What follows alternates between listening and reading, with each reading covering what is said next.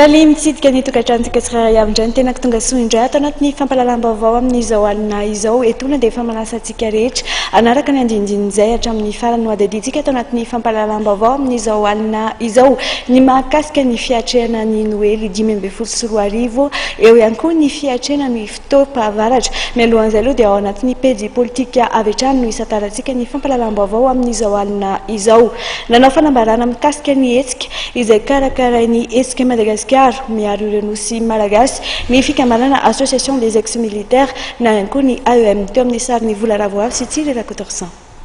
Tsy hetsika politika fa hetsika mitorony fitiavan-tanindrazana ho fitakiana amin'ny famerenana amin'ny malagasy amin'ny fitantanana ny nosy epars no toto-saina eto andrenivohitra Rampitso ary tarihan'ny hetsika Madagasikara miaro ireo nosy malagasy. Io ny fanambarana nataon'ny fikambanana association des ex-militaires na ny AEM. Manohana ny hetsika ary ho tonga eny Ambojatovo ny mpikambana ao anatin'ny AEM Rampitso sabotsy 20 Desambra. Zay zany dia miteny zahay manao analizy manao constant fa hatreto tsy hetsika politika io tsy hetsika politika io fa fitakin'ny olom-pirenena hitaky ny taniny zay bodoin'ny frantsay. Ny hetsika politika angamba aminay ohatra hoe misy propagandy manao propagandy ka manao mamoro vahoaka amiko zay angamba zay ny resaka politika.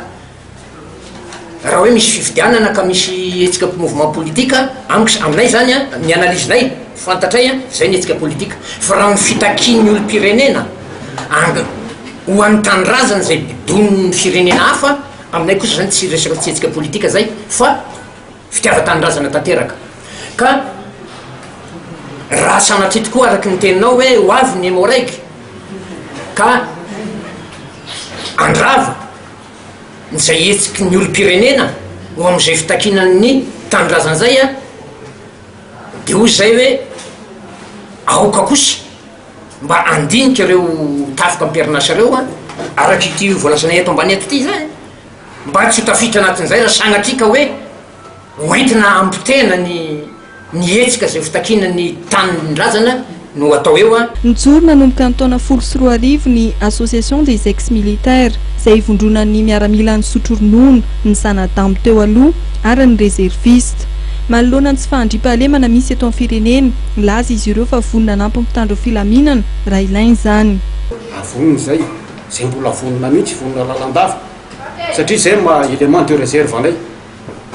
raha ilainy fanjakana zany. Nisongadina indrindra ireo nandritra ny fiaonana tamin'ny mpanao gazety izay mikarakarain'ny AEM androany teny andrefana Ambojanahary.